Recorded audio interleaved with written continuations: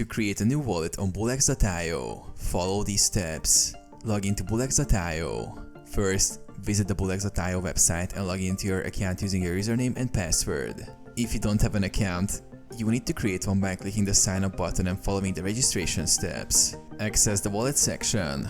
After logging in, go to the wallet section of your Bullx.io account. You can find this under your profile settings or in the main menu. Click Create New Wallet. In the wallet section, you should see an option to create a new wallet. Click on Create New Wallet or a similar button. Choose wallet type.